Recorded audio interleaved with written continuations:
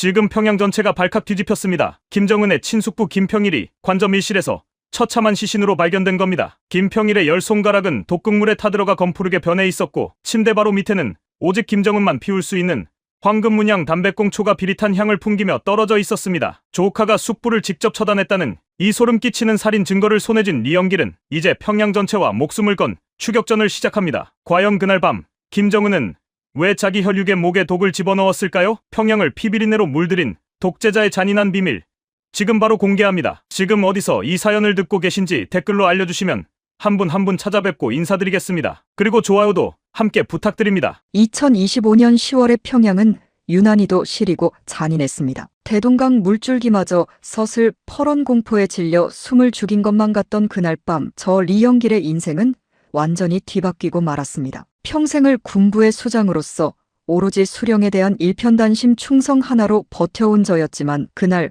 제가 목격한 진실은 제가 수십 년간 믿어온 세상을 단숨에 산산조각 내기에 충분했습니다. 평양시 모란봉구역에 위치한 김평일 동지의 관저로 급히 호출을 받았을 때만 해도 저는 그저 어르신께 평소 앓으시던 지병이나 건강상의 작은 문제라도 생긴 줄로만 알았습니다. 하지만 육중한 관저의 문을 열고 들어선 그곳에는 차디찬 죽음과 함께 차마 말로 다 표현할 수 없는 거대한 음모의 악취가 진동하고 있었습니다. 제가 방 안으로 들어섰을 때 방 안의 공기는 마치 얼음장 같은 냉기가 흐르고 있었습니다. 침대 위에 정갈하게 누워있는 김평일 동지의 모습은 겉으로 보기엔 평온해 보이려 애쓴 흔적이 역력했습니다. 하지만 여러분, 수십 년간 전장을 누비며 수많은 전우의 죽음을 지켜보고 사선에서 시신을 수습해온 이 늙은 노병의 눈을 속일 수는 없었습니다. 죽음에도 격이 있고 그 원인에 따른 숨길 수 없는 표정이 있는 법입니다. 그날 본 김평일 동지의 얼굴은 노안으로 자연스럽게 생을 마감한 분의 평온함과는 거리가 멀었습니다. 저는 떨리는 심장을 부여잡고 조심스럽게 시신 곁으로 다가갔습니다. 가장 먼저 제 눈을 찔러온 것은 새하얀 이불 밖으로 빚어나온 그의 손가락이었습니다. 손톱 밑이 마치 진한 보랏빛 잉크를 풀어놓은 듯 검푸른 색으로 변해 있었습니다. 그것은 전형적인 청산가리나 고농도의 독극물에 의한 독살의 증거이자 산소 부족으로 숨이 끊어지는 마지막 순간까지 고통스럽게 벽을 긁으며 비명을 질렀을 이들의 마지막 흔적이었습니다. 가슴이 방망이질 치기 시작했습니다. 이 나라에서 김평일이라는 존재가 도대체 어떤 의미입니까? 위대한 수령님의 핏줄이자 현 최고 지도자의 숙부입니다. 비록 오랜 세월 해외를 떠돌며 겹방살이 신세로 지냈다고는 하나 그는 우리 군부의 원로들에게는 여전히 수령님의 풍채를 가장 많이 닮은 마음속 깊이 존경하던 대상이었습니다. 그런 분이 고국으로 돌아온 지 얼마 되지도 않아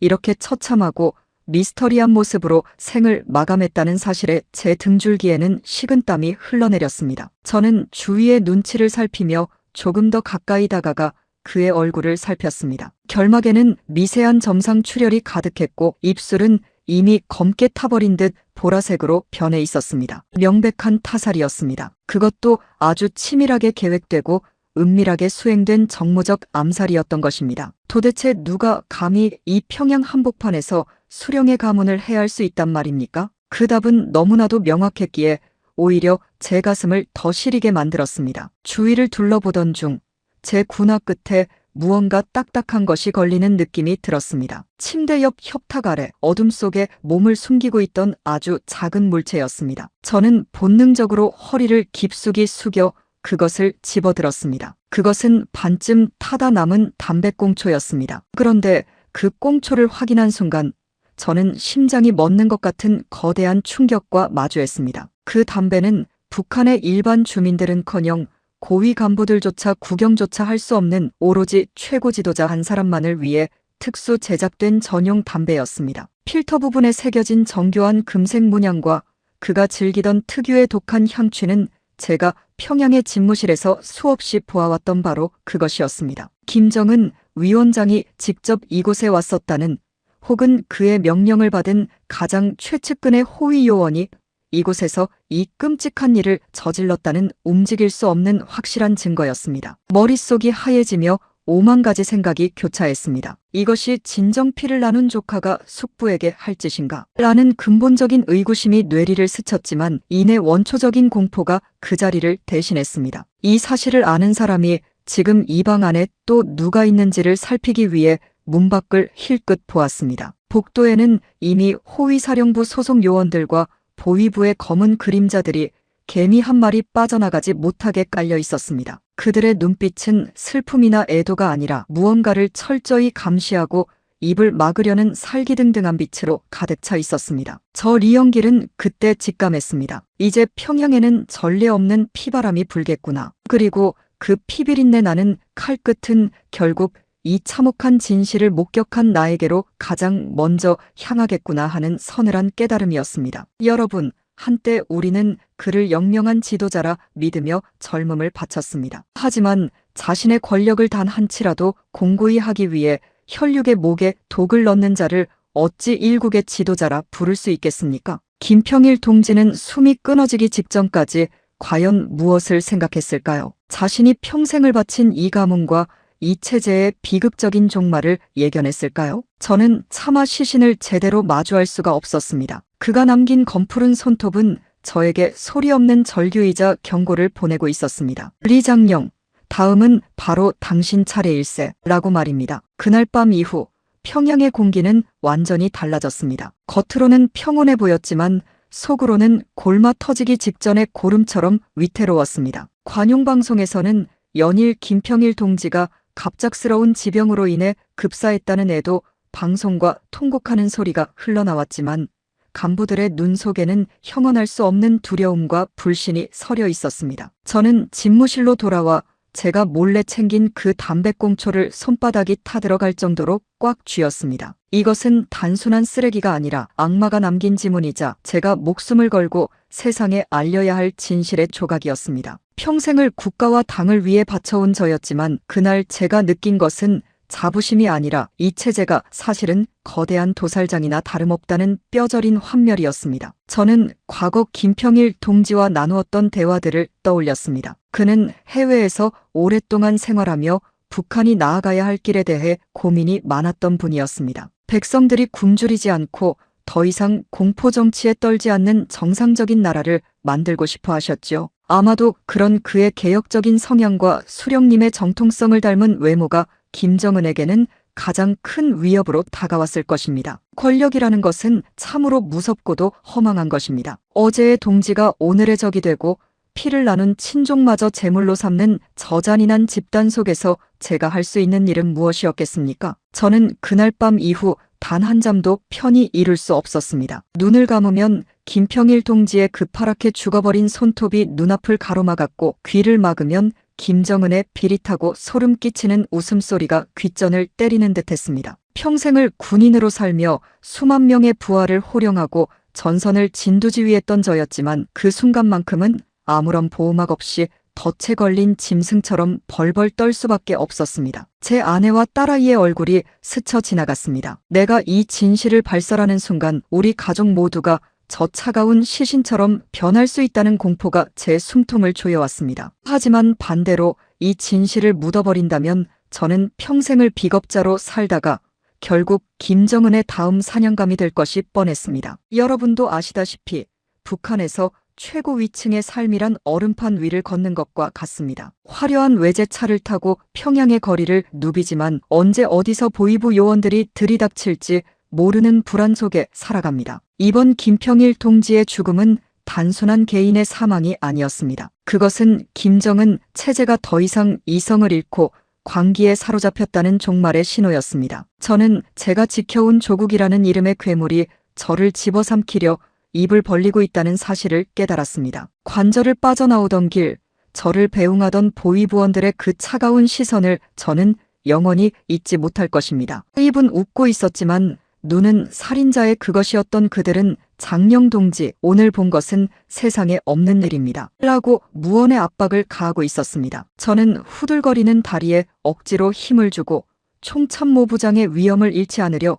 꼿꼿이 걸었습니다. 하지만 이미 제 마음속의 충성심은 제가 되어 바람에 흩어지고 있었습니다. 오직 어떻게든 살아남아야 한다는 생존 본능, 그리고 이 미친 연극의 진실을 세상에 알려야 한다는 불타는 사명감만이 제 머릿속을 가득 채우기 시작했습니다. 2025년 10월, 그 유난히도 춥고 쓸쓸했던 가을밤, 김평일이라는 한 고귀한 생명이 권력의 제단 위에 억울하게 받쳐지는 현장에서 저 리영길은 비로소 인간으로서의 눈을 떴습니다. 제가 보았던 그 푸른 손톱과 금색 문양의 담배꽁초는 평생의 세뇌를 뚫고 제 가슴 깊숙이 박힌 비수이자 구원의 빛이었습니다. 이 비극적인 서막이 올라간 순간부터 저의 탈출은 이미 시작된 것이나 다름없었습니다. 참으로 잔인하고도 슬픈 평양의 마지막 피비린내 나는 밤이었습니다. 제가 집무실에 앉아 김평일 동지의 마지막 모습을 기록하며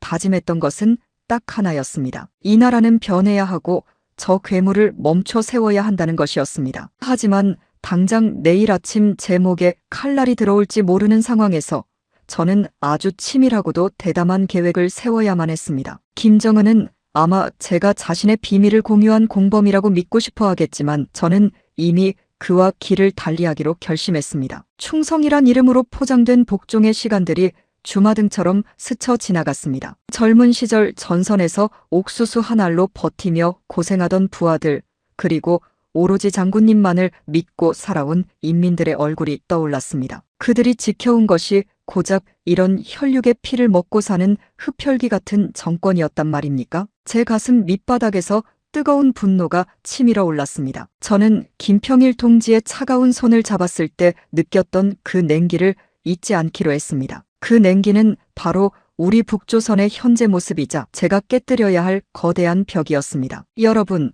죽음의 현장을 목격한다는 것은 그 사람의 영혼을 바꾸어 놓는 일입니다. 특히나 그 죽음이 거짓으로 덮이고 살인자가 유가족 행세를 하는 추악한 현실을 보았을 때의 그 참담함은 이루 말할 수 없습니다. 저는 그날 이후로 평양의 화려한 조명들이 더 이상 아름답게 보이지 않았습니다. 그 대신 그 조명 아래 숨겨진 수많은 억울한 죽음들이 보이기 시작했습니다. 밤새도록 저는 집무실의 창밖을 내다보았습니다. 멀리 보이는 주체사상탑의 불빛이 마치 나를 비웃는 괴물의 눈동자처럼 느껴졌습니다. 하지만 저는 더 이상 두려워하지 않기로 했습니다. 진실을 가진 자가 두려워해야 할 것은 거짓이 아니라 침묵이기 때문입니다. 김평일 동지의 죽음은 제게 그 침묵을 깰 용기를 주었습니다. 그의 희생이 헛되지 않도록 저는 이 노구의 목숨을 걸고라도 평양을 탈출해 세상에 이만행을 고발하겠다고 맹세하고 또 맹세했습니다. 평양의 새벽은 차갑게 밝아오고 있었습니다. 하지만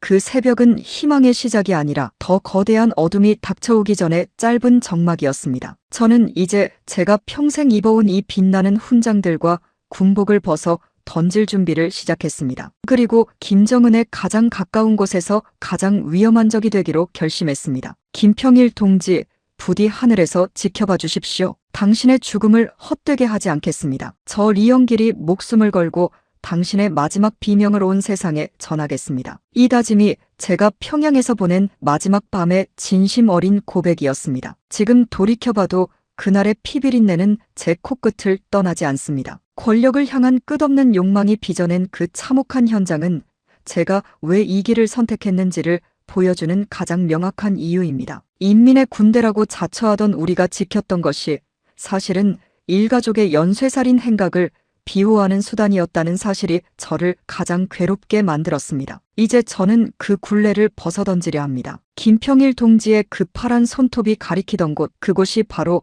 제가 가야 할 길이자 우리가 함께 찾아야 할 진실의 문이었습니다. 그날 이후 저는 매 순간을 마지막처럼 살았습니다. 김정은의 눈을 마주할 때마다 제 안에서 끓어오르는 증오를 감추느라 얼마나 애를 썼는지 모릅니다. 하지만 그럴수록 제 의지는 더욱 단단해졌습니다. 김평일 동지가 마지막 순간에 느꼈을 그 외로움과 공포를 저는 세상에 알릴 의무가 있었습니다. 그것이 평생을 죄인으로 살아온 이 늙은 군인이 할 수 있는 마지막 속죄였기 때문입니다. 2025년 10월의 그 밤은 저에게 죽음의 밤인 동시에 새로운 생명으로 나아가는 혁명의 밤이었습니다. 저 리영길의 진실을 향한 행군은 그렇게 시작되었습니다. 김평일 동지의 그 차디찬 시신을 목격한 지 채 사흘도 지나지 않아 평양은 기다렸다는 듯이 광기 어린 숙청의 소용돌이에 휘말렸습니다. 여러분, 권력자가 자신의 범죄를 감추는 가장 손쉬운 방법이 무엇인지 아십니까? 바로 그 죄를 뒤집어쓸 희생양을 만들고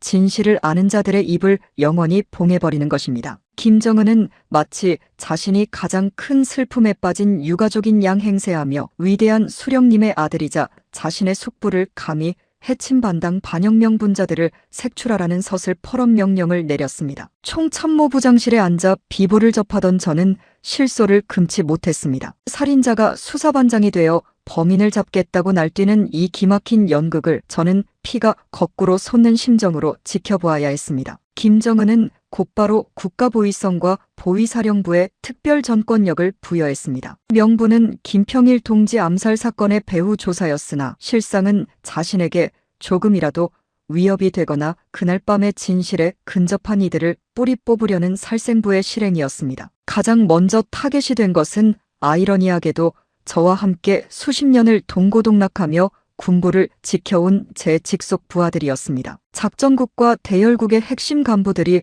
어느 날 밤 갑자기 검은 코트를 입은 보위부원들에 의해 끌려갔습니다. 그들은 김평일 동지가 해외에 있을 때 내통했다는 혹은 그에게 남조선식 자본주의 사상을 주입하려 했다는 말도 안 되는 누명을 썼습니다. 평생을 군복만 입고 살며 당에 충성했던 그들이 하루아침에 조국의 배신자로 낙인 찍혀 정치범 수용소로 가거나 이름도 모를 처형장에서 이슬로 사라졌습니다. 집무실 창밖으로 연일 실려나가는 동료들의 뒷모습을 보며 저는 제가 쥐고 있던 그 담배꽁초의 무게가 수천 톤의 바위처럼 저를 짓누르는 것을 느꼈습니다. 다음은 내 차례구나 라는 생각은 이제 막연한 공포가 아니라 구체적인 현실로 다가왔습니다. 김정은은 교활하게도 저를 직접 건드리기 전에 제 수족을 먼저 잘라내고 있었습니다. 저를 고립시키고 제가 가진 군사적 권위를 무력화하며 스스로 항복하거나 죽음을 택하게 만들려는 고도의 심리전이었습니다. 어느 날 오후 김정은이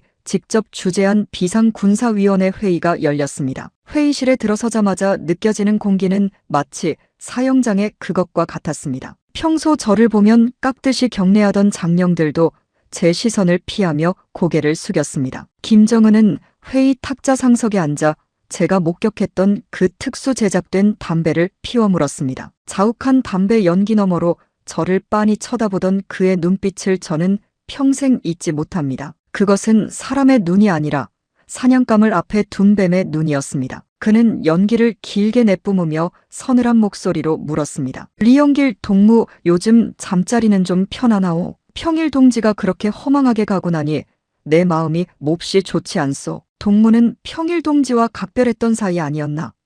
그 짧은 질문 속에 담긴 가시돋친 의도를 저는 정확히 읽어냈습니다. 내가 본 것을 알고 있다.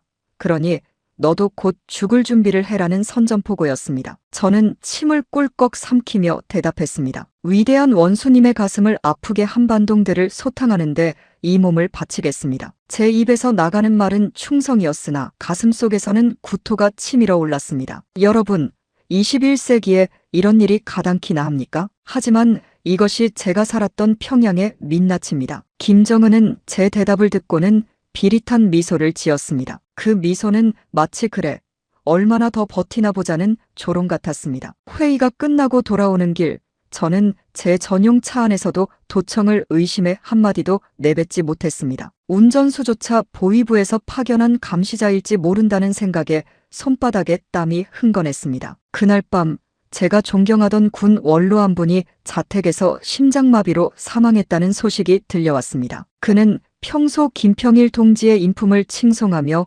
김정은의 무모한 군사도발을 우려하던 강직한 분이었습니다. 심장마비라니요. 평생 운동으로 단련되어 누구보다 건강하시던 분이 그렇게 갑자기 돌아가실 리 없었습니다. 이것은 숙청의 다른 이름일 뿐이었습니다. 김정은은 이제 은폐를 넘어 광기 어린 청소에 들어간 것이었습니다. 자신을 위협할 수 있는 모든 뿌리를 뽑아내고 오로지 자신만을 추종하는 어린 세력들로 군부를 채우려 했습니다. 저는 한때 사냥개였습니다. 수령의 명령이라면 앞뒤 가리지 않고 적진으로 뛰어들던 충직한 개였습니다. 하지만 주인이 미쳐버려 이제는 충직한 사냥개마저 잡아먹으려 한다면 그 개는 어떻게 해야 하겠습니까? 가만히 앉아 목이 잘리길 기다려야 할까요? 아니면 주인의 손을 물고 탈출해야 할까요? 저는 밤을 지새우며 고민했습니다. 제가 평생 쌓아온 공적, 가슴에 달린 수많은 훈장, 그리고 평양에서의 안락한 삶, 이 모든 것이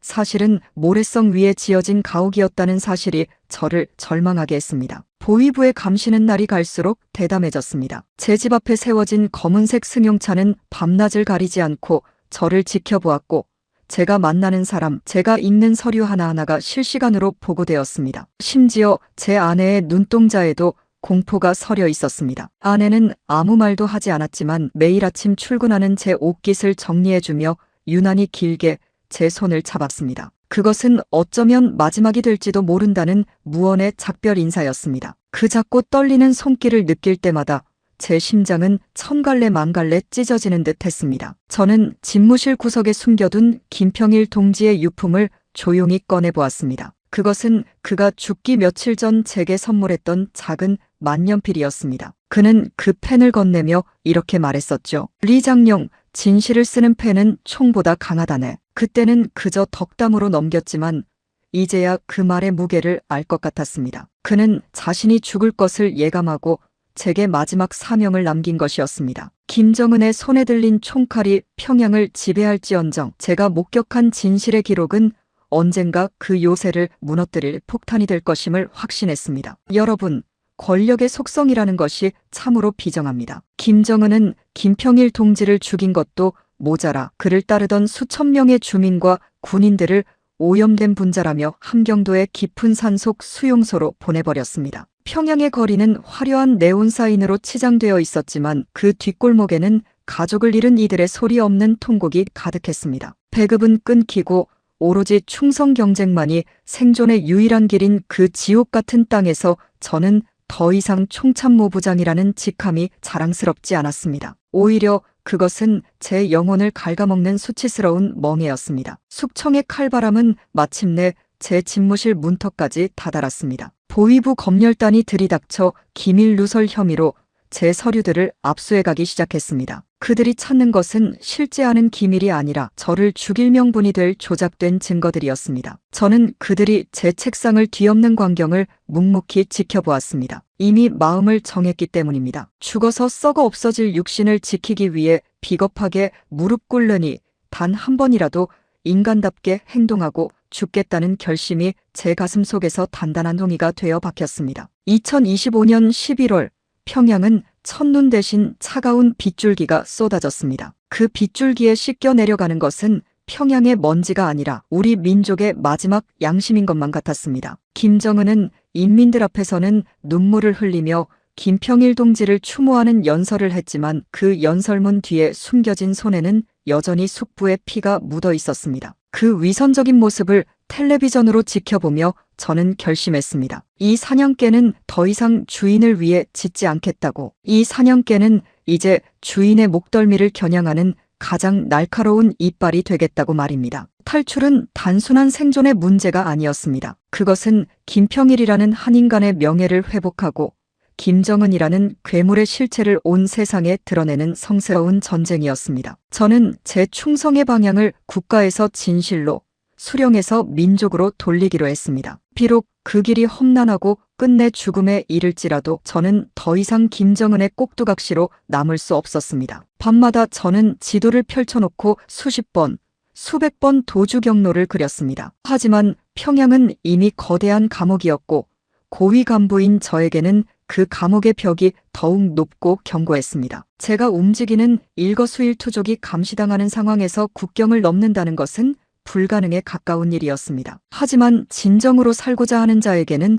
하늘이 길을 열어준다고 했던가요? 저는 제가 평소 담당하던 대외 군사교류 사업에서 실마리를 찾았습니다. 스위스와의 비밀 군사 장비 거래. 그것이 제가 평양이라는 지옥을 빠져나갈 유일한 비상구였습니다. 사냥개의 운명은 주인이 결정하는 것이 아니라 사냥개 스스로가 쇠사슬을 끊을 때 결정되는 것입니다. 저는 제 목을 죄던 그 녹슨 쇠사슬을 끊어내기 위해 제 모든 지략과 인맥을 동원하기 시작했습니다. 동료들의 비명과 김평일 동지의 마지막 눈빛이 제 심장에 불을 지폈습니다. 기다려라. 정은아, 내가 죽인 것은 숙부 한 사람이 아니라 너를 지켜주던 마지막 방패였다는 것을 조만간 알게 될 것이다. 그렇게 저는 2025년의 잔인한 겨울을 지나 2026년의 운명적인 봄을 향한 첫걸음을 뗐습니다. 그것은 총참모부장 리영길이 아닌 인간 리영길로서 걷는 첫 번째 길이었습니다. 제 뒤로는 여전히 숙청의 피비린내가 진동하고 있었지만 제 앞에는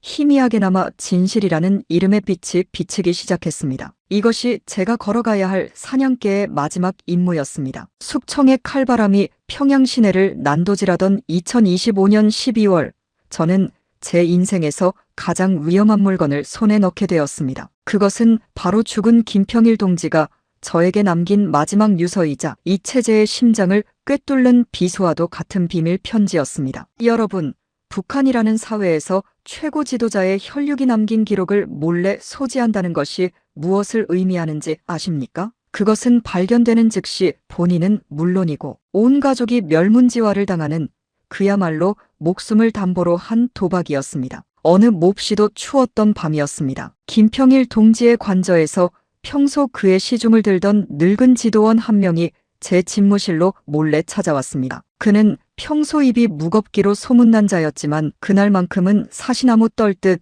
몸을 떨며 품 안에서 작은 종이 꾸러미를 꺼냈습니다. 장령 동지, 이것은 평일 동지께서 생전에 만약 자신에게 신변의 변화가 생기면 반드시 장령 동지께 전해달라 신신당부하셨던 것입니다. 그 말을 남기고 그는 어둠 속으로 황급히 사라졌습니다. 저는 직감했습니다. 이것이 바로 김평일 동지가 죽음의 문턱에서 저에게 보낸 마지막 구원 요청이자 저를 진실의 길로 인도할 이정표라는 것을 말입니다. 저는 집무실의 모든 불을 끄고 책상 밑에 숨겨둔 작은 회전등 하나에 의지에 떨리는 손으로 종이를 펼쳤습니다. 그 안에는 김평일 동지의 정갈하면서도 힘있는 필체가 가득했습니다. 첫 문장을 읽는 순간 저는 숨이 멎는 것 같았습니다. 리장령, 이 글을 자네가 읽고 있다면 나는 이미 이 세상 사람이 아닐 것이네. 정은이가 나를 향해 잔을 건네는 순간 나는 그것이 축배가 아니라 사배라는 것을 알았네. 편지에는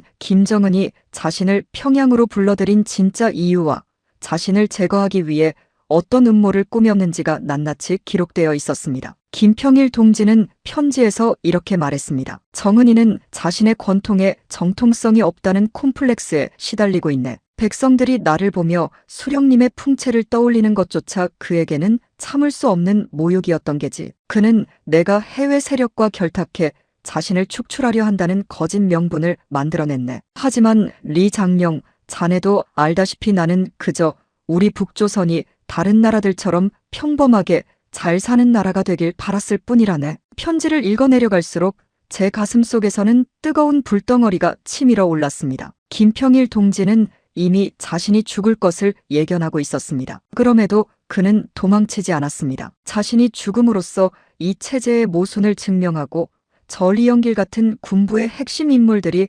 각성하기를 바랐던 것입니다. 리 장령, 자네는 군인의 명예를 아는 사람이지. 지금 우리 조국은 인민의 피를 빨아먹는 괴물에게 장악당했네. 자네가 가진 그 힘을 이제는 정권이 아니라 인민을 위해 쓰게나. 그것이 내가 자네에게 주는 마지막 명령일세. 여러분, 이 편지는 단순한 종이 조각이 아니었습니다. 그것은 한 인간의 영혼이 담긴 절규였으며 제가 평생 바쳐온 충성의 대상이 얼마나 썩어빠졌는지를 보여주는 확정 판결문이었습니다. 저는 그 밤 편지를 가슴에 품고 한없이 울었습니다. 군부의 수장으로서 남부러울 것 없는 권력을 누려왔지만 정작 제 손에는 피부치까지 죽이는 살인마의 명령서만 들려 있었다는 사실이 너무나도 치욕스러웠습니다. 하지만 슬퍼할 겨를도 없었습니다. 보위부의 감시망은 더욱 촘촘해졌고 제 집무실 천장과 벽 속에서는 도청 장치가 수시로 발견되었습니다. 그들은 제가 김평일 동지의 유품을 가지고 있을지도 모른다는 의심을 거두지 않았습니다. 저는 그 유서를 안전하게 보관하기 위해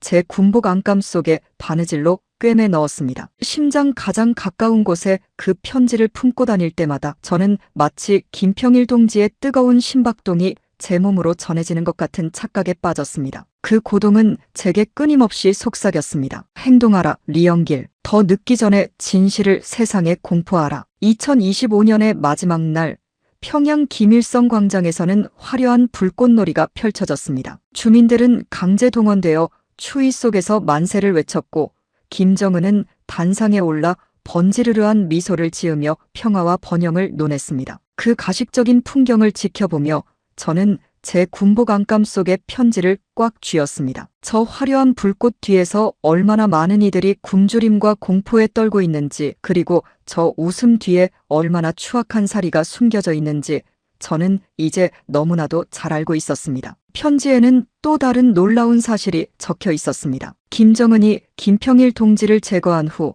그 다음 순번으로 지목한 숙청 명단이었습니다. 그 명단의 맨 윗부분에는 제 이름 리영길이 선명하게 적혀 있었습니다. 리영길은 군부의 신망이 너무 두터워 정은이에게는 가장 위협적인 존재네. 그는 자네를 스위스 무기거래의 책임자로 내세워 비자금 횡령 누명을 씌운 뒤 처단할 계획을 세우고 있네. 편지의 내용은 소름 끼칠 정도로 정확했습니다. 실제로 며칠 뒤 김정은은 저를 불러 스위스와의 비밀 군사 현대화 사업을 전적으로 책임지라는 특명을 내렸습니다. 여러분, 이것이 바로 북한식의 토사구팽입니다. 가장 위험하고 더러운 일을 맡긴 뒤 그 일이 끝나면 죄를 뒤집어 씌워 제거하는 방식 말입니다. 김정은은 저를 스위스로 보내 비자금을 세탁하게 한 뒤 제가 귀국하는 즉시 공금 횡령범으로 몰아처형할 생각이었습니다. 김평일 동지의 편지가 없었다면 저는 아마 그 독이 든 성배를 기쁘게 받아들였을지도 모릅니다. 하지만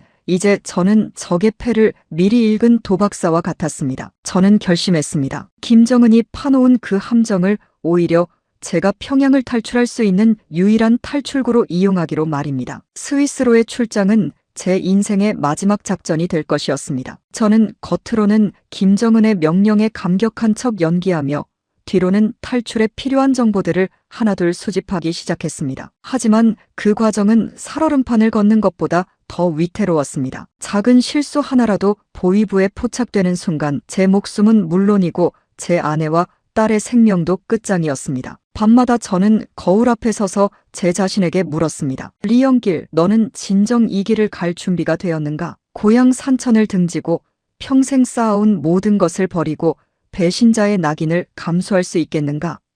거울 속의 늙은 군인은 대답 대신 가슴 속 유서를 어루만졌습니다. 김평일 동지가 목숨을 걸고 전해준 그 진실의 무게가 제 모든 두려움을 압도하고 있었습니다. 2026년 1월 평양의 대지는 꽁꽁 얼어붙었습니다. 하지만 제 가슴 속에는 그 어느 때보다 뜨거운 불꽃이 타오르고 있었습니다. 저는 스위스행 비행기표를 손에 쥐고 제 운명의 주사위를 던졌습니다. 그것은 김정은을 향한 반격이자 죽은 김평일 동지에 대한 마지막 예우였습니다. 동지, 당신이 남긴 이 편지가 이제 세상을 깨우는 종소리가 될 것입니다. 여러분, 진실은 아무리 두꺼운 콘크리트 벽 속에 가둬두어도 결국 틈을 타고 흘러나오게 마련입니다. 김정은은 김평일을 죽임으로써 자신의 권력을 완성하려 했지만 오히려 그 죽음이 저라는 가장 날카로운 증인을 만들어냈습니다. 이제 저는 한때 사냥개였던 과거를 뒤로하고 진실의 전령사가 되어 저 어둠의 땅을 벗어날 준비를 마쳤습니다. 이 유서는 제게 단순한 종이가 아니었습니다. 그것은 썩어가는 체제 속에서 제가 유일하게 붙잡을 수 있었던 밧줄이었습니다. 그 밧줄을 잡고 저는 지옥 같은 평양의 밤을 건너가기로 했습니다. 비록 제 앞에 펼쳐진 길이 가시밭길일지라도 제 가슴 속에서 고동치는 김평일 동지의 마지막 유언이 저를 지켜줄 것이라 믿었습니다. 조국을 배신하는 것이 아니라 진정한 조국을 되찾기 위한 저의 위대한 여정은 그렇게 시작되었습니다. 2026년 1월 말 평양의 대지는 돌덩이처럼 굳어버렸고 살을 에이는 듯한 칼바람은 뼛속까지 파고들었습니다. 스위스로 떠나기 전 마지막 일주일 저는 제 인생에서 가장 길고도 고통스러운 시간을 보내야 했습니다. 여러분, 평생을 바쳐 지켜온 고향과 가족을 뒤로하고 다시는 돌아오지 못할 길을 떠나는 사람의 심경을 어찌 말로 다 설명할 수 있겠습니까? 저는 제 가슴 속에 품은 김평일 동지의 유서가 제 살을 파고드는 듯한 통증을 느끼며 겉으로는 아무렇지도 않은 척 마지막 신변 정리를 시작했습니다. 제가 가장 먼저 향한 곳은 평양시외에 모셔진 제 부모님의 묘소였습니다. 총참모부장의 권력으로 번듯하게 단장해드린 묘역이었지만 그날따라 그 비석들이 유난히 차갑고 외롭게 보였습니다. 저는 수행원들을 멀찍이 물러나게 한 뒤 차가운 눈바닥 위에 무릎을 꿇었습니다. 아버지, 어머니, 이 불효자식을 용서하십시오. 입 밖으로 내뱉지 못한 통곡이 목구멍까지 차올랐습니다. 평생을 장군님의 충신으로 사는 것이 가문의 영광이라 가르치셨던 부모님이셨습니다. 그런데 이제 그 아들이 체제의 배신자가 되어 만고역적의 길을 가려 하니 지하에 계신 부모님이 얼마나 노하시겠습니까? 하지만 저는 속으로 빌고 또 빌었습니다. 자식을 죽이고 숙부를 독살하는 저 미친 광기의 땅에서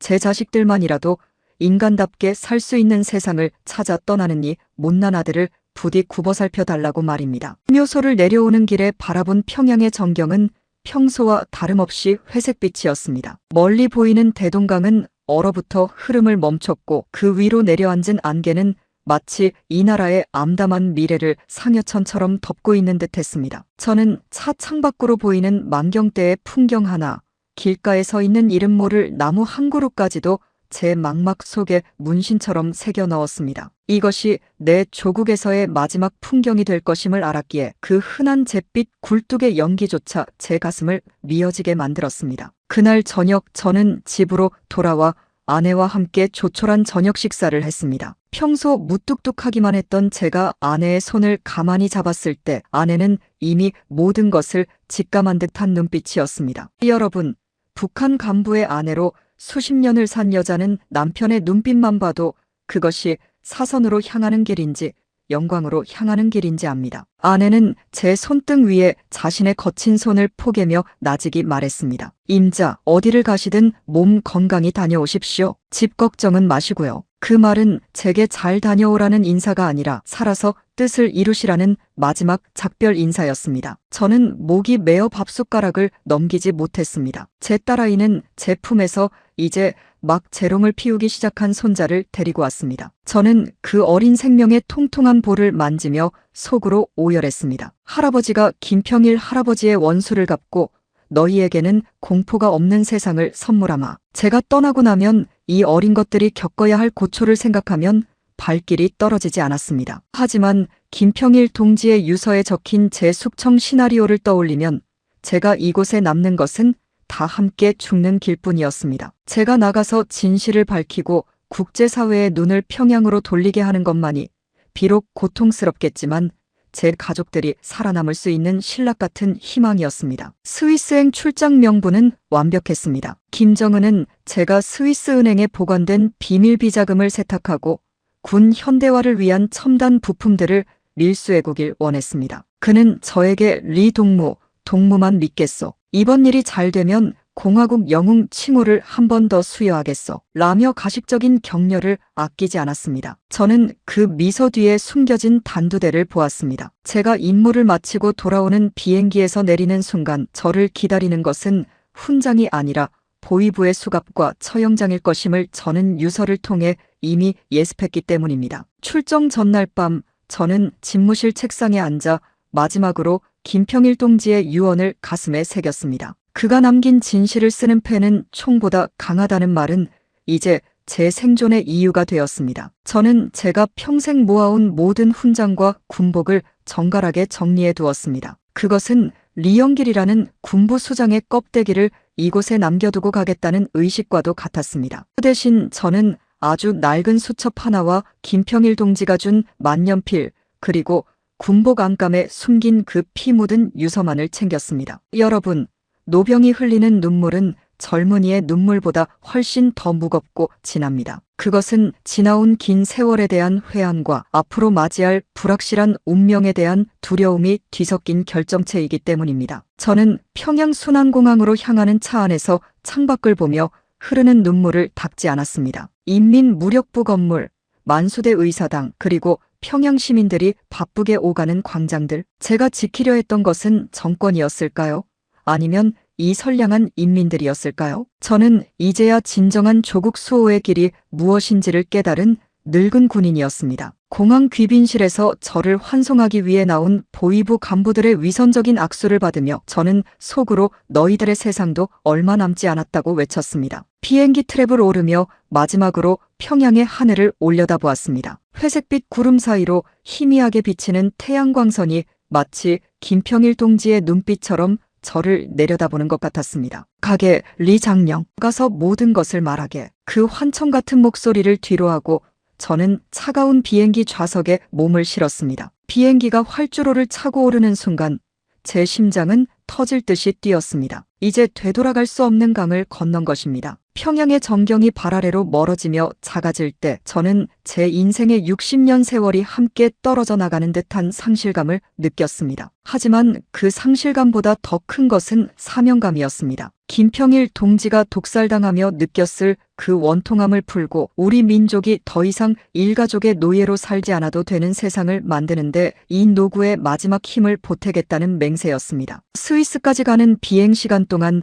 저는 단 한순간도 눈을 붙이지 못했습니다. 구름 위를 날면서도 혹시라도 김정은이 마음을 바꿔 비행기를 회항시키지는 않을지, 제 안감 속의 편지를 보위부 요원들이 눈치채지는 않을지 극도의 긴장감 속에 시달렸습니다. 손바닥에 땀이 흥건해지고 입술은 바짝바짝 말라갔지만 저는 가슴에 손을 얹고 유서의 촉감을 느끼며 마음을 다잡았습니다. 나는 리영길이다. 조선인민군의 총참모부장으로서 마지막 작전을 수행 중이다. 여러분, 평양을 떠나온 그날의 눈물은 단순한 슬픔이 아니었습니다. 그것은 껍질을 깨고 나오는 새의 고통이었고 거짓의 성벽을 허물고 진실의 광장으로 나아가는 노병의 처절한 외침이었습니다. 저는 이제 더 이상 김정은의 사냥개가 아닙니다. 저는 이제 김평일의 진실을 품은 증인이며 자유를 향해 진격하는 투사입니다. 2026년 2월의 차가운 상공에서 저는 그렇게 다시 태어났습니다. 비행기가 유럽의 상공에 진입했을 때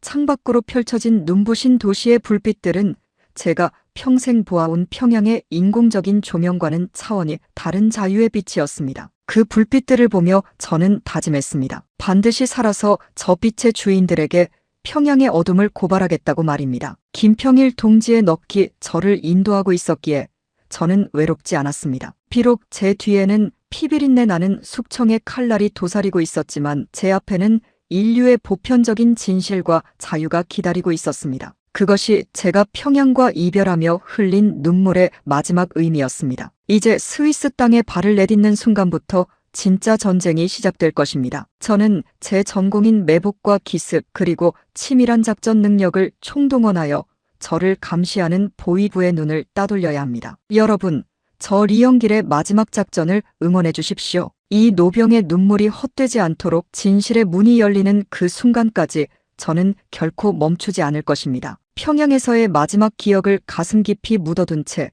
저는 이제 낯선 이국의 땅에서 제 생애 가장 위대한 전투를 준비하고 있었습니다. 2026년 2월 초 스위스의 수도 베른은 평양의 추위와는 또 다른 서늘함을 품고 있었습니다. 비행기 트랩을 내려오며 마주한 알프스의 만년설은 눈이 시리도록 푸르렀지만 그 아름다움이 저에게는 거대한 무덤의 수위처럼 느껴졌습니다. 여러분, 사선에 선 군인은 주변의 모든 풍경을 작전지도로 보게 마련입니다. 베른공항에 발을 내딛는 순간 제호감을 자극하는 것은 이국의 이채로운 풍경이 아니라 제 뒤를 그림자처럼 따르는 보위국 요원들의 살기 어린 시선이었습니다. 스위스는 제가 젊은 시절 무기거래와 외교 업무로 여러 번 들렀던 곳이라 낯설지 않았습니다. 하지만 이번은 달랐습니다. 저는 김정은의 비자금을 세탁하러 온 충직한 신복의 가면을 쓰고 있었지만 제 군복 안감에는 김평일 동지의 피 맺힌 유서가 심장을 찌르고 있었습니다. 저를 수행한다는 명목으로 따라붙은 3명의 보위부 요원들은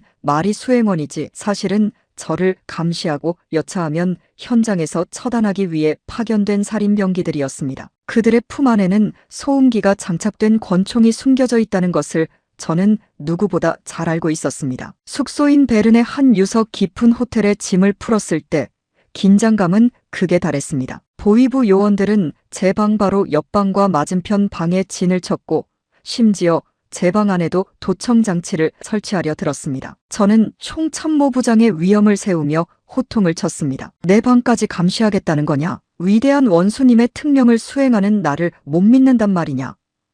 노병의 서슬 퍼런 호통에 그들은 일단 물러섰지만 문 밖에서 들리는 구두 소리는 밤새도록 멈추지 않았습니다. 탈출 예정 시간은 이튿날 새벽 3시로 잡았습니다. 스위스 주재 대한민국 대사관까지는 차로 불과 20분 거리였지만 그 20분은 제 인생 60년보다 더 길고 험난한 시간이 될 것이었습니다. 저는 침대에 누워 천장을 바라보며 김평일 동지의 마지막 모습을 떠올렸습니다. 리장령, 자네의 작전 능력은 공화국 제1이지. 이번에도 실수하지 말게. 마치 그의 목소리가 귓가에 쟁쟁하게 울리는 듯 했습니다. 저는 가슴속 유서를 다시 한번 확인하고 미리 준비해둔 평상복으로 갈아입었습니다. 새벽 2시 50분, 저는 호텔 창문을 통해 밖을 살폈습니다. 베른의 거리는 적막에 쌓여 있었습니다. 저는 미리 포섭해둔 현지 조력자에게 신호를 보냈습니다. 그는 제가 과거 무기 거래를 하며 은밀하게 도움을 주었던 현지 물류업자였습니다. 그가 호텔 뒷골목에 시동을 끈 채 대기하고 있다는 문자를 확인한 순간 저는 창문을 넘어 배관을 타고 내려가기로 결심했습니다. 제 나이 60이 넘었지만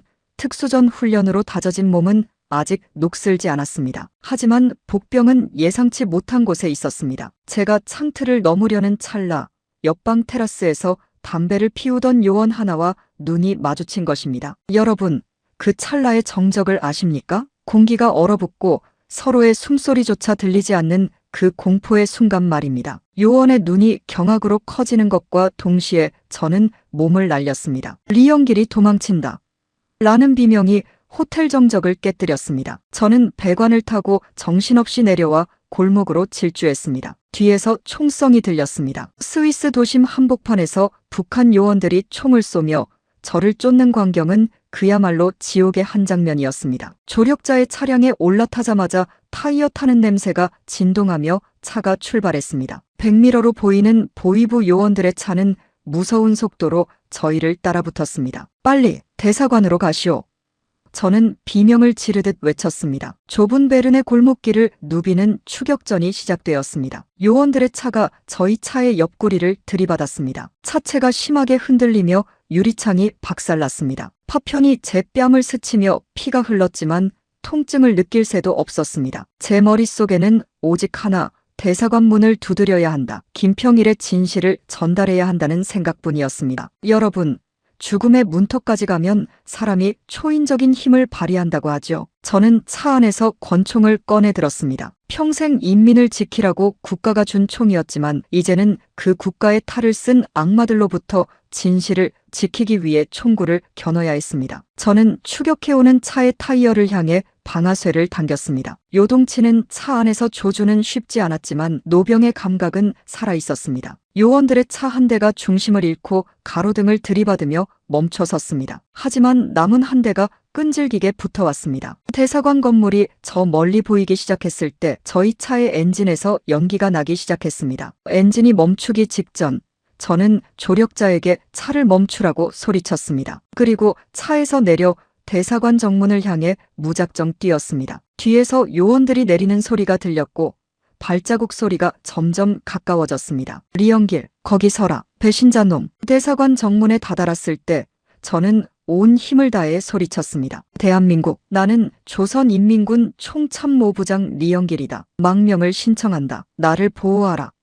제 목소리는 베른의 새벽 공기를 찢으며 대사관 담장을 넘었습니다. 요원 중 하나가 제 옷자락을 낚아채려던 찰나 대사관의 육중한 철문이 열리며 한국 보안 요원들이 튀어나왔습니다. 그 짧은 순간 저는 요원의 손을 뿌리치고 대사관 경계 안으로 몸을 던졌습니다. 보위부 요원들은 대사관 입구에서 멈춰서서 이빨을 갈며 저를 노려보았습니다. 스위스 경찰차의 사이렌 소리가 들려오자 그들은 황급히 차를 돌려 사라졌습니다. 저는 대사관 앞마당 차가운 바닥에 엎드려 거친 숨을 몰아쉬었습니다. 제 가슴 속에 품은 유서가 땀과 피에 젖어 있었지만 비로소 제가 살았음을 실감했습니다. 한국 외교관들이 달려나와 저를 부축했습니다. 리 장령님, 괜찮으십니까? 그들의 목소리는 따뜻했습니다. 저는 떨리는 손으로 군복 안감을 뜯어 김평일 동지의 유서를 꺼냈습니다. 이것을 보시오. 김정은이 숙부를 죽였소. 그 진실이 여기 담겨 있어. 저는 그 말을 끝으로 정신을 잃고 쓰러졌습니다. 노병의 육신은 한계에 달해 있었지만 영혼은 그 어느 때보다 가벼웠습니다. 여러분, 알프스의 새벽은 그렇게 피와 눈물로 물들었습니다. 제가 그 긴 밤을 건너 대사관 문턱을 넘을 수 있었던 것은 제 체력이 좋아서도 운이 좋아서도 아니었습니다. 그것은 억울하게 죽어간 김평일 동지의 넋이 저를 등 뒤에서 밀어주었기 때문입니다. 그리고 고향에 남겨진 제 가족들이 반드시 살아서 진실을 말하라고 제 귓가에 속삭여 주었기 때문입니다. 베른의 추격전은 끝났지만 저의 진짜 싸움은 이제부터 시작이었습니다. 제가 대사관 안으로 들어온 것은 단순히 제 한 목숨을 구걸하기 위함이 아니었습니다. 그것은 김정은이라는 거대한 거짓의 성벽에 최초의 균열을 내는 일이었고 갇혀있는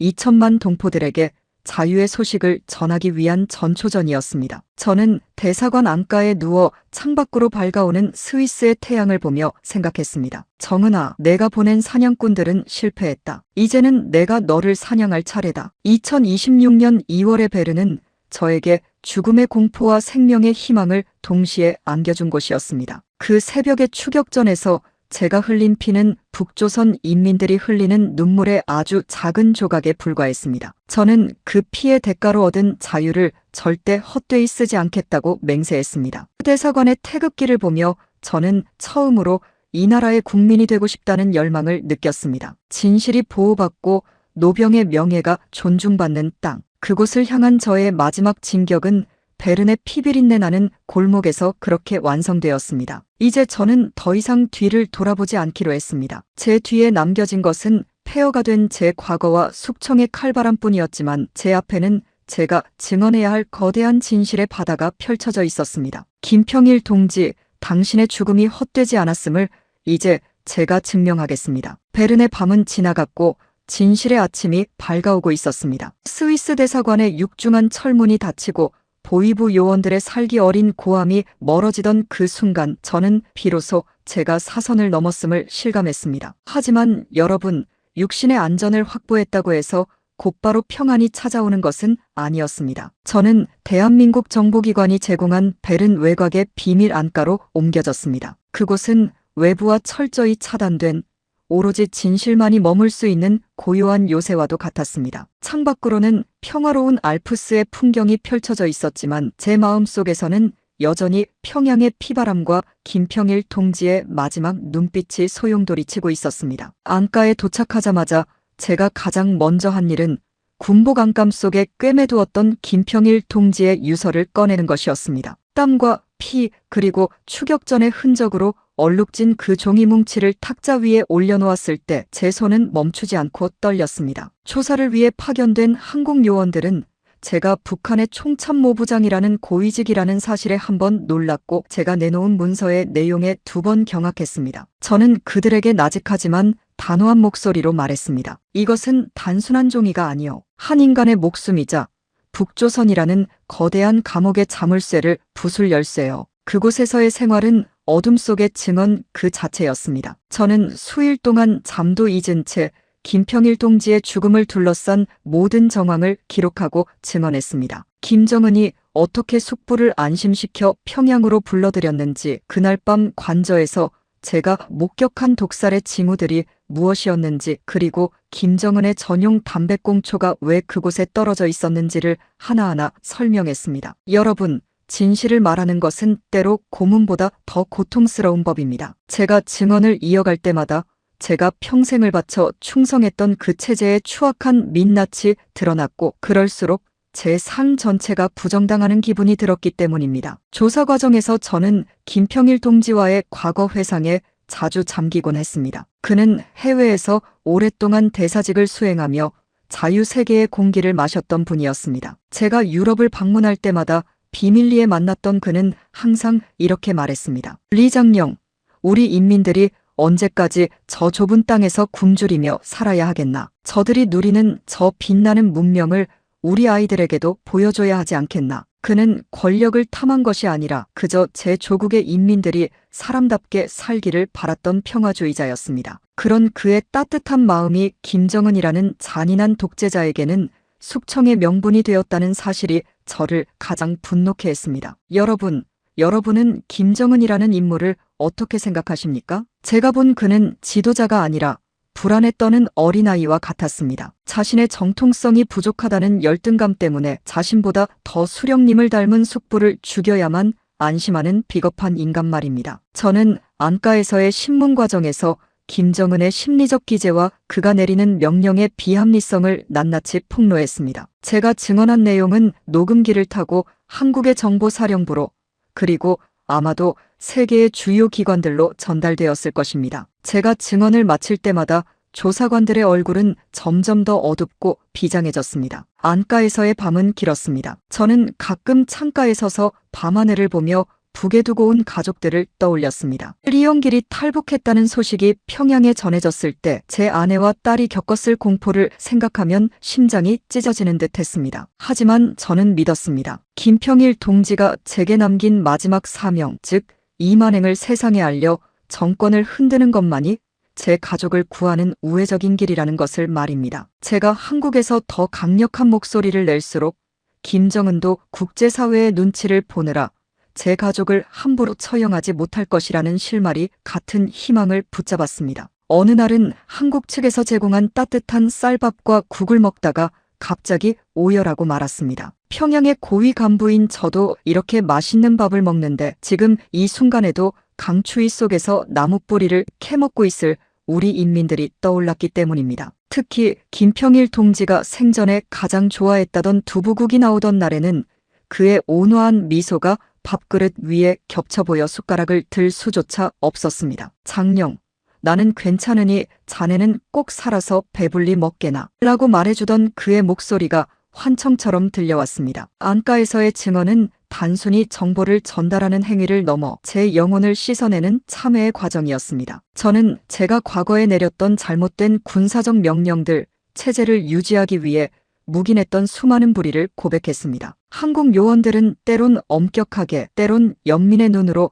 제 이야기를 들어주었습니다. 그들과 대화를 나누며 저는 처음으로 적이 아닌 동포로서의 유대감을 느꼈습니다. 말투는 조금 달랐지만 우리가 느끼는 슬픔과 분노의 결은 같았습니다. 여러분, 진실은 힘이 셉니다. 제가 작성한 증언록이 수백 페이지에 달할 때쯤 저는 제 마음속에 응어리졌던 어둠이 조금씩 걷히는 것을 느꼈습니다. 김평일 동지의 죽음은 비극이었지만 그 죽음이 남긴 진실의 씨앗이 저라는 노병을 통해 대한민국이라는 비옥한 땅에 뿌려지고 있었습니다. 저는 이제 더 이상 김정은의 사냥개가 아니라 진실의 파수꾼으로서 제3국에서의 은신 생활을 견뎌냈습니다. 신문이 막바지에 다다랐을 때 한국 정보기관의 고위 간부가 저를 찾아왔습니다. 그는 제 손을 꽉 잡으며 말했습니다. 리 장령님, 당신의 용기가 역사를 바꿀 것입니다. 이제 곧 한국으로 가시게 될 겁니다. 그 말을 듣는 순간 저는 제가 지켜온 마지막 긴장의 끈이 풀리는 것을 느꼈습니다. 드디어 자유의 땅, 우리 민족의 또 다른 터전으로 갈 수 있게 된 것입니다. 안가를 떠나기 전날 밤, 저는 제가 증언했던 그 수많은 기록을 다시 한번 훑어보았습니다. 그곳에는 김평일 동지의 억울한 죽음과 그 죽음을 덮기 위해 희생된 수많은 전우의 이름이 적혀 있었습니다. 저는 그 종이들 위에 손을 얹고 맹세했습니다. 동지들, 내가 가서 당신들의 이름을 불러주겠소. 당신들이 왜 죽어야 했는지, 저 괴물이 어떤 짓을 저질렀는지 전 세계에 똑똑히 알리겠소? 2026년 2월 중순 저는 베른의 안가를 떠나 공항으로 향했습니다. 제 곁에는 저를 보호하는 든든한 한국 요원들이 있었고 제 가슴 속에는 세상 그 무엇보다 단단한 진실의 갑옷이 입혀져 있었습니다. 스위스의 차가운 새벽 공기는 이제 더 이상 위협이 아니라 새로운 시작을 알리는 청량한 바람이었습니다. 어둠 속의 증언은 끝났지만 이제 광명 아래에서의 외침이 기다리고 있었습니다. 여러분, 진실을 말한다는 것은 때로 목숨을 거는 일입니다. 하지만 그 진실이 누군가를 살릴 수 있고 한민족의 운명을 바꿀 수 있다면 그 가치는 측정할 수 없는 것입니다. 저는 베른에서의 그 길고도 짧았던 은신 기간 동안 평생 느껴보지 못한 인간의 존엄성을 배웠습니다. 그리고 그 존엄성의 중심에는 김평일이라는 한 인간의 희생이 있었습니다. 이제 저는 그 희생을 딛고 더 넓은 세상으로 나아가려 합니다. 공항으로 가는 차 안에서 창밖을 보며 저는 마지막으로 알프스 산맥을 향해 경례를 붙였습니다. 그것은 노병 리영길이 과거에 자신에게 보내는 작별 인사이자 진실을 위해 쓰러져간 모든 영령에게 바치는 마지막 예우였습니다. 이제 됐어. 이제 내가 가서 다 말하겠어. 제 입술 사이로 새어나온 그 나직한 다짐은 베른의 안개를 뚫고 자유의 하늘로 높이 날아올랐습니다. 이제 제 앞에는 약속의 땅, 대한민국이 기다리고 있었습니다. 2026년 2월 말, 저는 마침내 대한민국행 비행기에 몸을 실었습니다. 스위스에서의 긴박했던 추격전과 비밀 안가에서의 처절했던 증언들을 뒤로하고 이제는 진짜 제 인생의 마지막 안식처이자 진실의 종착지로 향하는 길이었습니다. 여러분, 비행기 좌석에 깊숙이 몸을 묻고 창밖으로 멀어지는 유럽의 대지를 바라보는데 왠지 모를 뜨거운 것이 솟구쳐 올라 한참을 창문에 머리를 기대고 눈물을 훔쳤습니다. 60년 평생을 적대시하며 미제국주의의 앞잡이라 비난했던 그 땅이 이제는 저를 유일하게 품어줄 조국이 되었다는 사실이 믿기지 않았습니다. 비행기가 성층권의 고요한 구름 위를 날아갈 때 제 곁에는 저를 끝까지 지켜준 대한민국 정보기관 요원들이 앉아 있었습니다. 그들은 제 불안한 기색을 살피며 따뜻한 차 한 잔을 건넸습니다. 리 장령님, 이제 다 왔습니다. 한국 땅을 밟는 순간부터 장령님은 안전하실 겁니다. 그들의 말 한마디가 수만 명의 부하를 거느렸던 총참모부장의 권위보다 훨씬 더 묵직하게 제 가슴을 울렸습니다. 저는 차를 한 모금 들이켜며 생각했습니다. 진정한 보호란 총칼로 억압하는 것이 아니라 이렇게 한 인간의 생명을 소중히 여기는 마음에서 나오는 것이로구나. 구름 위에서 내려다보는 세상은 참으로 평화로웠습니다. 국경도 없고 이념의 철조망도 보이지 않는 저 하늘 위에서 저는 문득 김평일 동지를 떠올렸습니다. 그분도 해외에서 북한으로 돌아가는 비행기 안에서 이런 창밖을 보셨겠죠. 그때 그분의 마음은 어떠했을까요? 숙부로서 조카를 믿고 고향으로 향하던 그 발걸음이 죽음으로 가는 길인 줄 알았더라면 과연 그분은 어떤 선택을 하셨을까요? 저는 제 품속에 소중히 보관된 그의 유서 사본을 어루만졌습니다. 비록 원본은 증거물로 제출했지만 그가 남긴 한자 한자의 절규는 제 영혼에 문신처럼 새겨져 있었습니다. 여러분,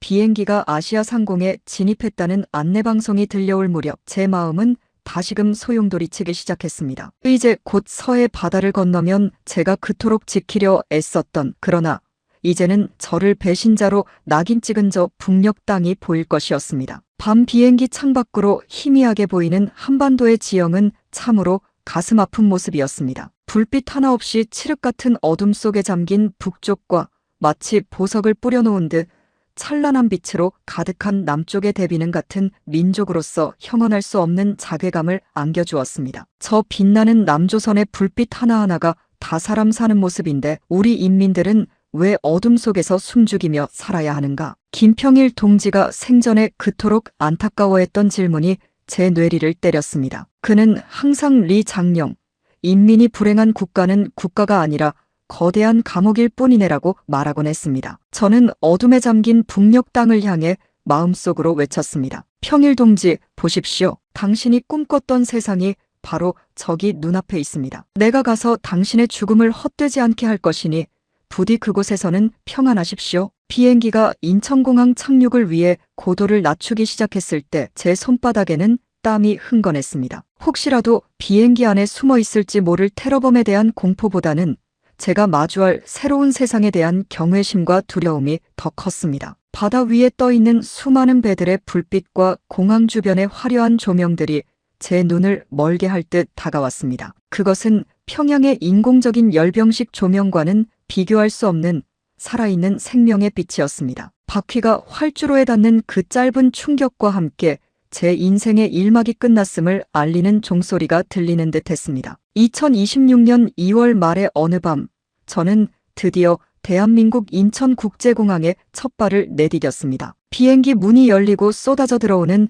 인천의 공기는 평양의 것보다 훨씬 달콤하고 시원했습니다. 안내를 받아 트랩을 내려오는데 제 다리는 마치 솜사탕 위에 서 있는 듯 휘청거렸습니다. 긴장과 감격이 한꺼번에 몰려와 한 걸음을 떼는 것조차 힘들었습니다. 공항 귀빈실로 이동하는 길에 저는 멈춰서서 땅바닥에 손을 댔습니다. 차가운 대리석 바닥이었지만 제게는 그 어느 곳보다 따뜻한 어머니의 품 같았습니다. 왔구나. 드디어 내가 자유의 땅에 왔구나. 제 입술 사이로 새어나온 나직한 탄식은 60년 세월의 회한을 담고 있었습니다. 저를 맞이한 한국 정부 관계자들은 정중하게 고개를 숙였습니다. 리 장령님, 대한민국에 오신 것을 진심으로 환영합니다. 긴 여정 고생 많으셨습니다. 그 짧은 환영 인사에 저는 그만 어린아이처럼 엉엉 울고 말았습니다. 여러분, 총참모부장이라는 자존심도 60대 노병의 체면도 그 순간만큼은 아무런 소용이 없었습니다. 제가 흘린 눈물은 배신자의 눈물이 아니었습니다. 그것은 진실을 지켜냈다는 안도감이었고 억울하게 죽은 동료들을 대신해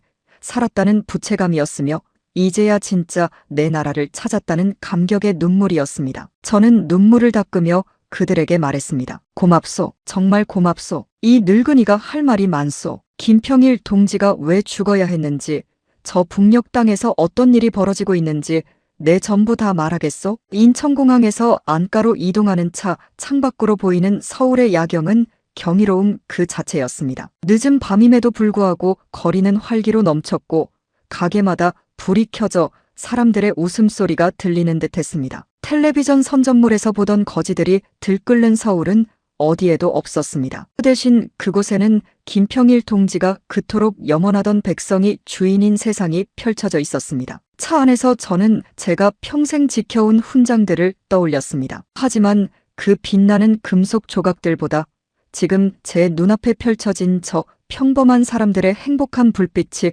훨씬 더 가치 있다는 것을 뼈저리게 느꼈습니다. 안가에 도착해 짐을 풀고 침대에 누웠지만 한순간도 눈을 붙일 수 없었습니다. 제 가슴 속에 품고 온 김평일 동지의 유서 사본을 다시 꺼내 읽었습니다. 자네가 만약 남쪽 땅을 밟게 된다면 부디 내 이름으로 그들에게 인사를 전해주게나. 우리는 비록 갈라져 살았지만 피는 물보다 진하다는 것을 잊지 말아달라고 말이네. 유서의 마지막 구절이 제 심장을 후벼 팠습니다. 그는 죽어서도 민족의 화합을 꿈꿨던 것입니다. 여러분, 망향의 비행은 끝났지만 제 마음속의 비행은 이제부터 시작입니다. 저는 이제 리영길이라는 이름 앞에 붙었던 총참모부장이라는 무거운 계급장을 떼어냈습니다. 그 대신 저는 진실의 증인이라는 새로운 명찰을 달았습니다. 제가 한국 땅에 가져온 것은 제 목숨 하나가 아닙니다. 그것은 김정은이라는 독재자의 가면을 벗길 강력한 폭로이며 김평일 동지의 억울한 넋을 달래줄 위령제입니다. 2026년의 봄은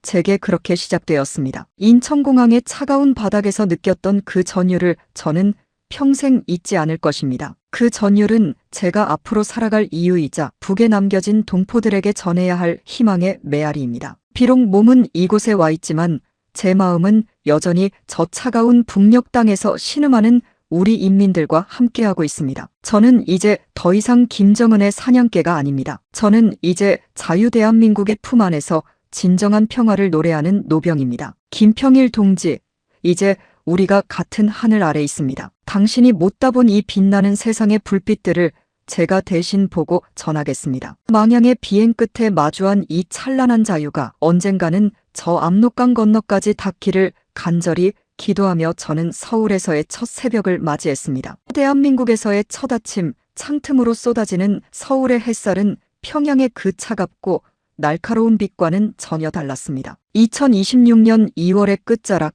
저는 더 이상 북조선 인민군 총참모부장 리영길이 아닌 진실을 가슴에 품고 사선을 넘은 한 인간으로서 카메라 앞에 섰습니다. 전 세계의 이목이 쏠린 기자회견장, 수많은 외신 기자들의 카메라 플래시가 번쩍일 때마다 저는 제 가슴 속에서 요동치는 김평일 동지의 마지막 외침을 느꼈습니다. 여러분, 제가 그날 마이크를 잡고 처음 내뱉은 말은 정권에 대한 증오나 분노가 아니었습니다. 그것은 평생을 눈먼 충성에 바쳐 독재자의 칼이 되었던 제 과거에 대한 뼈저린 참회와 눈물이었습니다. 저는 그 자리에서 전 세계를 향해 떨리는 입술을 굳게 깨물며 공표했습니다. 2025년 10월 김평일 동지는 병사한 것이 아니라 조카인 김정은에 의해 치밀하게 계획된 독사를 당했습니다. 제 목소리는 처음엔 떨렸지만 이내 노병의 결연함으로 가득 찼습니다. 제가 직접 목격했던 검푸른 손톱의 시신, 입술의 보랏빛 변색, 그리고 현장에 떨어져 있던 최고 지도자 전용 담배꽁초의 증거력을 하나하나 나열했습니다. 장내는 일순간 숨소리조차 들리지 않는 정적에 휩싸였고 이내 경악 섞인 웅성거림으로 가득 찼습니다. 김정은이라는 괴물이 자신의 권력을 공고히 하기 위해 혈육을 제물로 삼고 그 진실을 덮기 위해 저와 함께 군부를 지켜온 충신들을 무참히 숙청하고 있다는 사실이 제 입을 통해 세상 밖으로 터져나왔을 때 저는 비로소 제 안감 속에 숨겨왔던 김평일 동지의 유서가 제 심장을 자유롭게 해주는 것을 느꼈습니다. 여러분, 진실을 밝히는 순간 제 영혼은 비로소 60년의 사슬을 끊고 자유를 얻었습니다. 김정은은 제가 한국에 도착했다는 소식을 듣자마자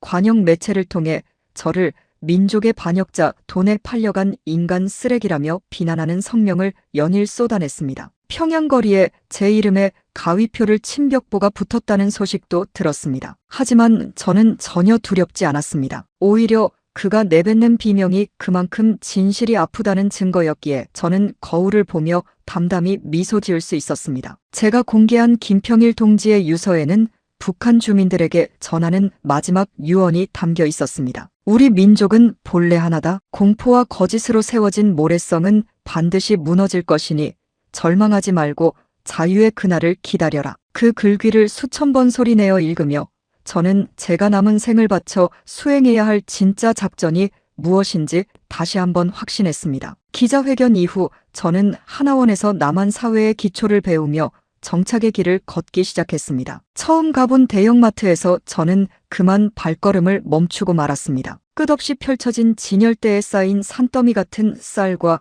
신선한 고기, 그리고 형형색색의 과일들을 보았을 때 저는 그 자리에 주저앉아 통곡했습니다. 평양의 고위 간부였던 저조차 명절에나 구경하던 물자들이 이곳에선 평범한 백성들의 일상이었습니다. 평일 동지, 보십시오. 당신이 그토록 우리 인민들에게 먹이고 싶어 했던 하얀 쌀밥과 고깃국이 이곳에는 넘쳐납니다. 우리가 목숨 걸고 지켰던 그 체제가 얼마나 허구이고 사기였는지 저 수많은 물건들이 무언의 증언을 하고 있습니다. 옥수수 한 알을 얻기 위해 추위 속에서 줄을 서야 하는 북녘의 어린아이들을 생각하니 목이 메어 도저히 쌀밥을 넘길 수 없었습니다. 남북의 이 엄청난 격차는 단순히 경제적 수치의 차이가 아니었습니다. 인간을 존엄한 존재로 보느냐 아니면 정권 유지를 위한 소모품으로 보느냐는 근본적인 가치관의 차이였습니다. 한국의 거리를 걸으며 제가 느낀 가장 큰 충격은 사람들이 자유롭게 자신의 의견을 말하고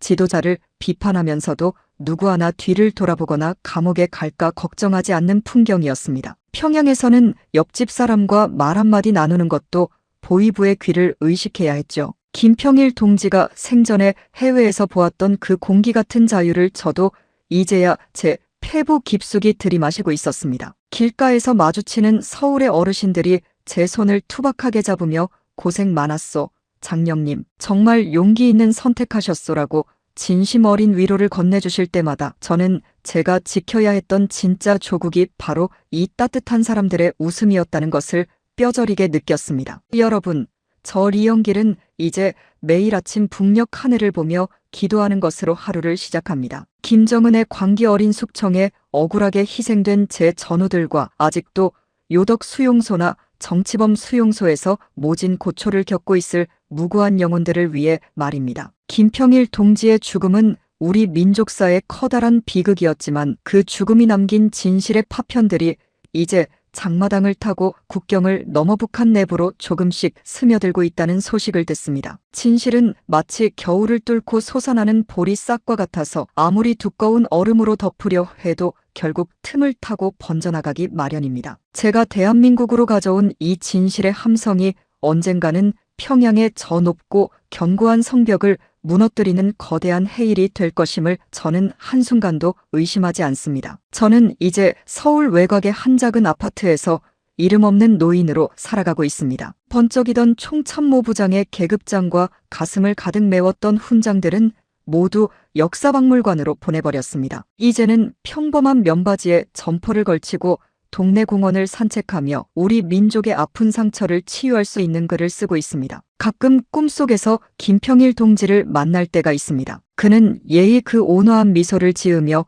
제 어깨를 가만히 두드려줍니다. 리장령 고맙네. 정말 고생 많았네. 이제야 내 억울한 영혼이 이 구름 위에서 편히 쉴 수 있겠어. 꿈에서 깨어나면 저는 그가 마지막으로 남겨준 만년필을 쥐고 다시 책상 앞에 앉습니다. 우리가 왜 하나가 되어야 하는지, 그리고 자유라는 가치가 왜 목숨을 걸고 지킬 만큼 고귀한 것인지를 기록하는 일은 제가 숨을 거두는 순간까지 멈출 수 없는 저의 마지막 전투입니다. 북에 남겨진 제 가족들에게도 이 자리를 빌려 가슴 저린 인사를 전합니다. 아내여, 그리고 내 소중한 딸아, 이 못난 아비와 남편 때문에 지금 이 순간에도 모진 고초와 감시 속에 살고 있겠지? 하지만 부디 조금만 더 견뎌다오. 내가 이곳 자유의 땅에서 외치는 이 진실의 목소리가 국제사회를 움직이고 결국 너희를 구출할 튼튼한 동아줄이 될 것이다. 우리 귀여운 손자가 공포와 굶주림 없는 세상에서 마음껏 뛰어놀며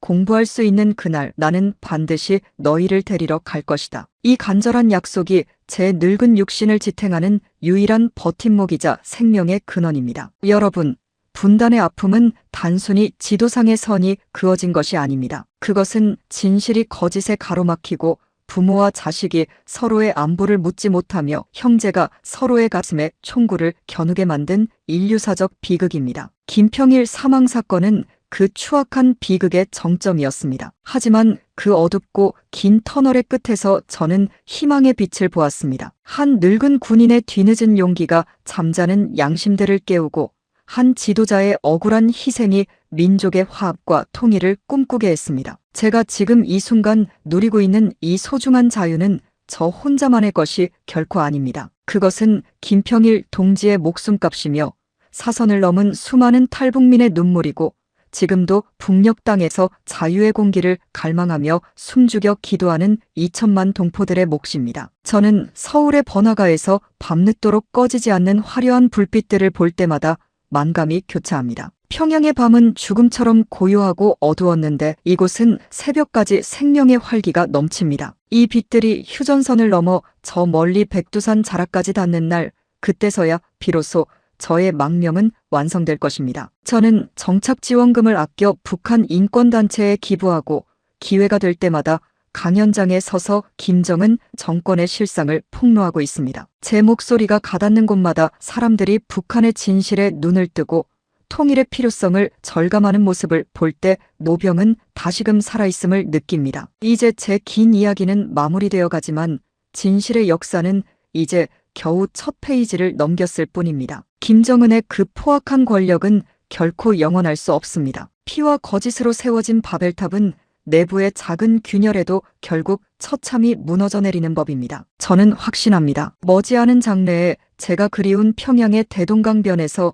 여러분과 마주 앉아 갓 낚아 올린 숭어국을 나누며 이 험난했던 진실의 여정을 웃으며 이야기할 날이 반드시 올 것이라고 말입니다. 그때 우리는 김평일 동지의 묘소에 남조선의 좋은 술 한 잔을 올리며 그가 그토록 바라던 인민이 주인인 세상이 마침내 동토의 땅에도 찾아왔음을 눈물로 보고할 것입니다. 2026년의 따사로운 봄날, 저는 서울 남산에 올라 북쪽 하늘을 향해 거수경례를 붙입니다. 노병 리영길의 진실을 향한 마지막 행군에 끝까지 함께해 주시고 귀 기울여 주신 여러분, 진심으로 머리 숙여 고맙습니다. 진실은 결코 죽지 않습니다. 단지 잠시 어둠의 장막에 가려져 보이지 않을 뿐입니다. 그 장막을 걷어내는 힘은 바로 여러분의 따뜻한 관심과 우리 모두가 하나 되어 외치는 자유의 함성에 있습니다. 자유 대한민국의 품 안에서, 그리고 머지않아 찾아올 통일 조국의 품 안에서 우리 기쁘게 다시 만납시다. 이것이 제가 평양에서 가져온 마지막 작전 보고이자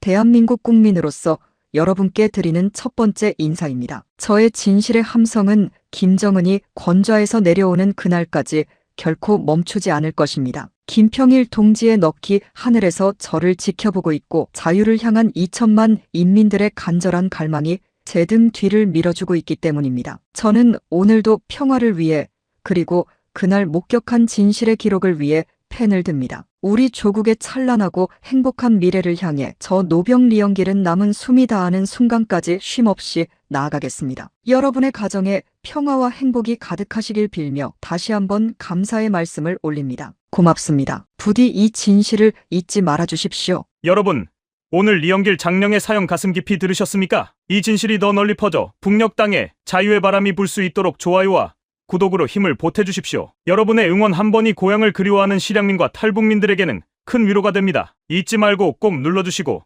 저는 다음 시간에 더 뭉클한 사연으로 찾아뵙겠습니다. 시청해주셔서 고맙습니다. 늘 건강하세요.